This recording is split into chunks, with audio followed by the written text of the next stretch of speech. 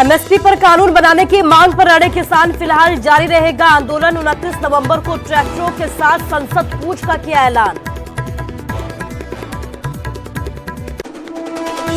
आंदोलन में मारे गए किसानों पर बोले सांसद रामचंद्र जांगड़ा, कहा कोई हार्ट अटैक से मारा गया तो कोई बीमारी से, किसानों को किसी ने लाठी या फिर गोली नहीं मारी।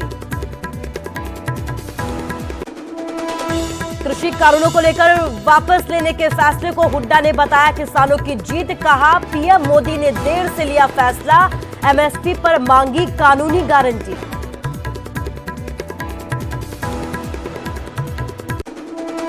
करतारपुर साहिब के दर्शन कर लौटे सिद्धू, इमरान खान को बताया बड़ा भाई, कहा दोनों देशों के बीच शुरू होना चाहिए व्यापार।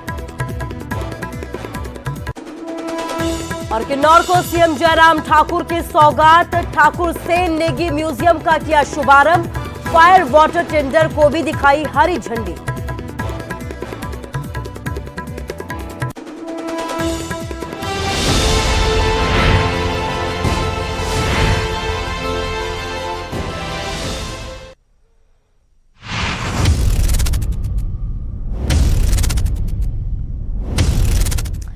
नमस्कार, स्वागत है आपका न्यूज 18 पंजाब हरियाणा हिमाचल में और मैं हूं आपके साथ कुसुम रावत। बुलेटिन का आगाज एक बार फिर से किसानों से जुड़ी हुई बड़ी खबर के साथ करेंगे।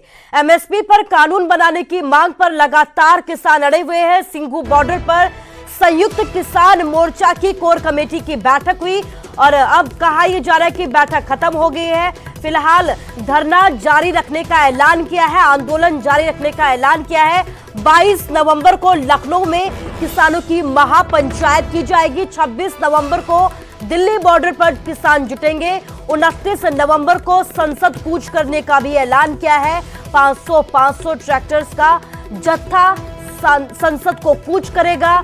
आंदोलन में शहीद किसानों का सम्मान देने की भी मांग की गई है। किसानों पर दर्ज मुकदमों को वापस लेने की भी मांग की है। तो एक तरफ पीएम मोदी की तरफ से ऐलान कर दिया गया है कि तीनों कृषि कानूनों को वापस लिया जाएगा। अपील की गई थी कि अब जो है किसान धरना खत्म कर दे, अब अपने घरों को वापस लौट जाए। लेकिन इस बीच संयुक्त किसान मोर्चा ने ये ऐलान किया है कि फिलहाल धरना प्रदर्शन जारी रहेगा, आंदोलन यूं ही चलता रहेगा, बैठकें यूं ही चलती रहेंगी। हमारे साथ हमारे संवाददाता नितिन अंतिल जुड़ गए हैं। नितिन, आज एक और बैठक हुई है, क्या कुछ अपडेट, क्या कुछ जानकारी संयुक्त किसान मोर्चा की तरफ से दी गई? जी बिल्कुल, मैं आपको बता दूं संयुक्त किसान मोर्चा की आज बैठक नहीं हुई, लेकिन उसकी 9 सदस्यीय कोर कमेटी के सदस्यों की बैठक हुई, जिसमें बड़ा फैसला ये लिया गया है कि जो तय कार्यक्रम है किसानों के पहले ही कि 22 तारीख को जो लखनऊ में महापंचायत होनी है, इसके अलावा 26 नवंबर को 1 साल पूरा होगा तो किसानों को जुटाने का प्रयास रहेगा। वहीं 29 तारीख का जो ऐलान था कि 500 जत्थे संसद कूच करेंगे, वो ऐसे के ऐसे रखा। किसान नेताओं ने जानकारी ये दी है कि जो हालांकि जो प्रधानमंत्री ने ऐलान जरूर कर दिया है, लेकिन उनकी जो मांगे अभी बची हुई हैं, इसी कानून का आंदोलन जारी रहेगा। एमएसपी पर कानून की मांग किसान कर रहे हैं। वहीं जो मुकदमे दर्ज हुए हैं किसानों पर आंदोलन के दौरान, उनको वापस लिया जाए, एमएसपी पर कानून बने। और जो किसान इस आंदोलन में, जो किसान नेता कहना कि जो 700 से ज्यादा किसान शहीद हुए हैं, उनको भी पूरा सम्मान दिया जाए। और इसी के साथ साथ उनका ये कहना है कि सरकार के जो नेता हैं वो उनको बैठक की जाए और बैठक के बाद ही वो कोई निर्णय लेंगे। फिलहाल ये सिर्फ घोषणा की गई है, लिखित में जब तक उनके पास कुछ प्रस्ताव नहीं पहुंचेगा वो कोई भी फैसला नहीं लेंगे। हालांकि किसान नेता ये कहते नजर जरूर आए हैं कि कल एसकेएम की बैठक है, उसमें जो फैसले होंगे वो सर्वमान्य रहेंगे। जी नितिन, इस तमाम जानकारी के लिए आपका शुक्रिया। तो कल एक और अहम बैठक होने वाली है, इस बैठक में क्या कुछ निकलकर सामने आता है ये देखने वाली बात होगी।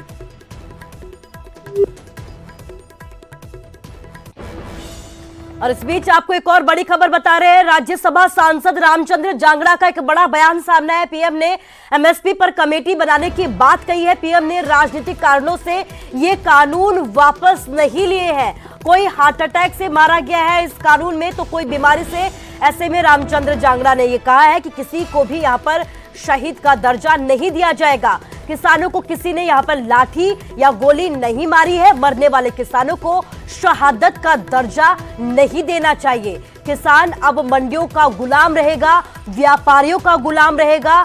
इन कानूनों को रद्द करने से किसानों को नुकसान होगा। इनकी नई नई मांगों से लगता है ये आंदोलन अब राजनीतिक हो गया है। तो रामचंद्र जांगड़ा का ये बयान सामने आया है जिसमें उन्होंने कहा है कि पीएम मोदी ने एमएसपी पर कमेटी बनाने की बात कही है। राजनीतिक कारणों से ये कानून वापस नहीं लिए गए हैं। किसानों को लेकर भी उन्होंने कई बातें कही है। जिस तरीके से आंदोलन जारी रखने की बात कही है उस पे ये बयान रामचंद्र जांगड़ा का सामने आया है। हमारे साथ रमन मलिक बीजेपी के नेता जुड़ गए हैं। रमन जी, बहुत बहुत स्वागत है आपका न्यूज 18 में। धन्यवाद। रमन जी, लगातार किसान जो है अब ये ऐलान कर रहे हैं कि अभी फिलहाल के लिए आंदोलन खत्म नहीं होगा। क्या कुछ कहना चाहेंगे आप इस पर? किसान तो ना इस आंदोलन में कभी शामिल हुआ जी, ना किसान ने इसका समर्थन करा। ये कुछ एक मुट्ठी भर लोग थे जिन्होंने इसका राजनीतिक कारणों से काम करा, ये सारा का सारा। जी, मैं आज भी ये समझना चाहता हूँ और आपके माध्यम से खुली चुनौती देता हूँ कि एक इस पूरे आंदोलन का बही खाता किसने कहां से कितनी सहायता करी, क्या वो इन्होंने मेंटेन करा है, वो सामने देंगे। दूसरी चीज, ये जो आंकड़ा बार बार बोलते हैं लोगों की शहादत हो गई, ये हो गया, वो उसकी जिम्मेवारी किसकी? उसकी जिम्मेवारी देश के कानून के हिसाब से उस व्यक्ति की जो इसका सूत्रधार हो या जो इसका ऑर्गेनाइजर हो। ये किसी की और की जिम्मेवारी नहीं है। और तीसरी चीज, देखिए क्या होता है क्या नहीं होता वो एक अलग चीज है, लेकिन मेरा खुद का मत ये है कि देश का जितना नुकसान हुआ इन 40 अलीबाबा के जो 40 चोर हैं इन सबसे उगराना चाहिए जी, क्योंकि इनके तो जो अपने व्यक्तिगत मोटिव हैं वो ज्यादा जरूरी इनको रहे। मैं आज एक चीज आपसे पूछता हूँ, इतने बड़े बड़े बयान दिए थे, बार बार बोलते थे दो चीजें। एक तो कि जी ये जो बैरिकेड है ये हटा दो, हम रोडें खोल देंगे। बैरिकेड हटने के 1 महीने से रोडें खुली नहीं खुली। दूसरी चीज ये बोलते थे कानून हटा दो, हम उसी पर उल्टे पांव चले जाएंगे। गए नहीं गए। कानून हटाने के लिए प्रधानमंत्री ने स्पष्ट रूप में अपने उद्बोधन में बोला कि कानून हटाने की प्रक्रिया संसद में होगी, जैसे संसद शुरू होगी वैसे ही मैं इसको जो नियम है उनके अनुसार इसको हटा देंगे। अब अगर जो कानून पार्लियामेंट से पारित हैं, क्या आप उसको एक कलम से हटा सकते हैं? नहीं हटा सकते, उसकी एक प्रक्रिया होती है। तो मैं आज ये पूछना चाहूंगा कि अगर उनकी मंशा आपको टाल मटोल की होती तो वो तो सिंपली ये कहते ना जी मैं हटा दूंगा। ये तो नहीं बोलते कि इस सदन चालू होते ही उसमें जो भी प्रावधान लाने हैं, जो भी करना है उसकी कैंसिलेशन के लिए मैं वो करूंगा वापस लेने के लिए। ये कहा ना उन्होंने। तो अगर मंशा ही नहीं होती तो गोलमोल बात कर जाते जी, लेकिन उन्होंने तो बड़ी स्पष्ट बात कही जी। उसके बाद अब एमएसपी, अब ये अब वो, एमएसपी जैसे 66 से चल रही थी वैसे चलती रहनी चाहिए। मैं ये पूछना चाहता हूँ आज के दिन में, खेती भी एक व्यवसाय है। खेती कोई व्यवसाय नहीं हो ऐसा तो नहीं है। विपक्ष ये लगातार सवाल पूछ रहा है कि जिस तरीके से उपचुनाव में कई जगहों पर उपचुनाव हुए, बीजेपी को हार का सामना करना पड़ा, उसके मद्देनजर ही ये जो तीनों कृषि कानून है वो वापस लिए गए। क्या कहना चाहेंगे इस पर आप?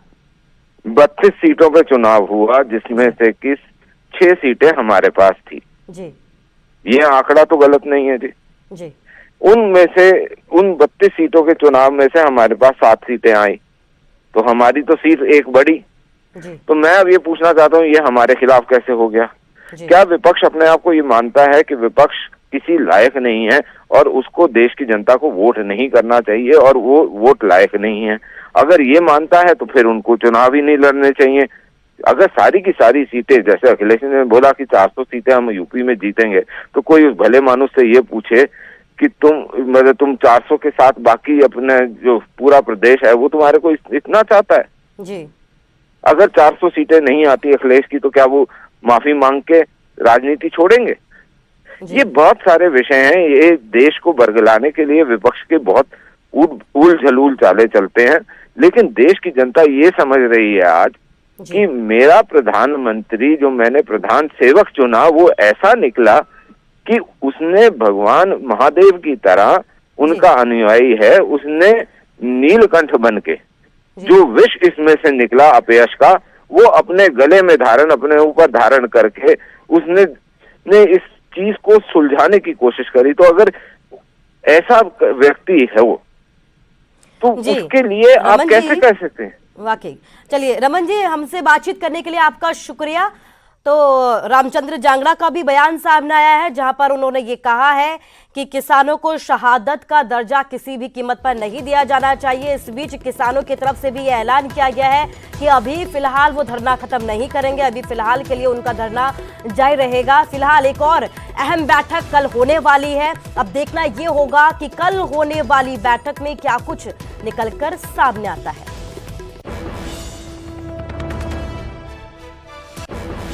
रामचंद्र जांगड़ा हमारे साथ बात करने के लिए मौजूद हैं। जिस तरीके से प्रधानमंत्री ने कल 3 कृषि कानून को रद्द करने की घोषणा की, उसके बाद से तमाम किसान जत्थेबंदियों में एक उत्साह, खुशी की लहर है। मगर किसान जत्थेबंदी अभी भी प्रोटेस्ट पर बैठे हुए हैं। उनका साफ तौर पे कहना है जब तक संसद की जो संसदीय प्रक्रिया है उसमें कानून रद्द नहीं हो जाते तब तक हम नहीं जाएंगे, और वो एमएसपी पे भी कानून मांग रहे हैं।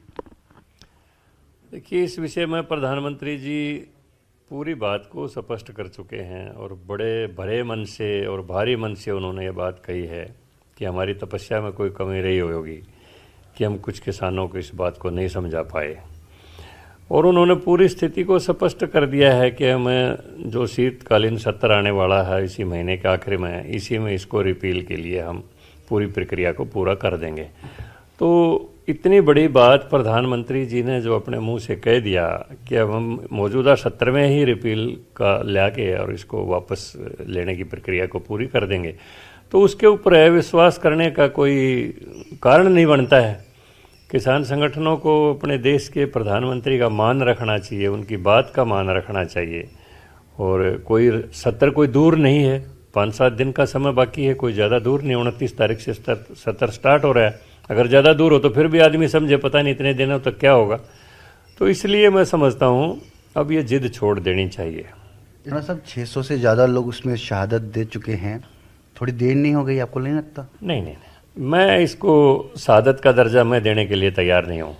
वहाँ कोई पुलिस की फायरिंग नहीं हुई, वहाँ कोई सैनिक कार्रवाई नहीं हुई कि उसमें मुकाबले में लोग मारे हो गए हों और शहीद हो गए हों। वहाँ पर जो बॉर्डर में लोग बैठे थे, कोई बीमार था, कोई हार्ट अटैक से मर गया, कोई किसी बीमारी से, कोरोना से मर गया, कोई किसी से मर गया, तो इसको शहादत का दर्जा मैं नहीं दे। आंदोलन करते हुए मारे गए ना सब? नहीं, आंदोलन में ना कोई लाठी से मरा, ना कोई गोली से मरे। अगर कोई टेंट में बैठे बैठे अगर बीमार होकर मर गया तो वो आंदोलन का वो घर में भी मर सकता था ऐसे वातावरण में। तो इस तरीके का विवादित बयान रामचंद्र जांगड़ा की तरफ से दिया गया। इसके साथ ही हरियाणा के गृह मंत्री अनिल विज का भी बयान सामने आया है, जहां पर उन्होंने कांग्रेस पर जमकर तंज कसे हैं। एक आंदोलन पहले भी हुआ था, यह कहना है अनिल विज का। इंदिरा गांधी ने 1975 को देश में इमरजेंसी लगाई थी, संपूर्ण क्रांति, देश में सत्तारूढ़ पार्टी थी। उस वक्त कांग्रेस की सारे नेताओं को उस वक्त जेल में डाल दिया गया था। सबको उनकी बात का सम्मान करना चाहिए।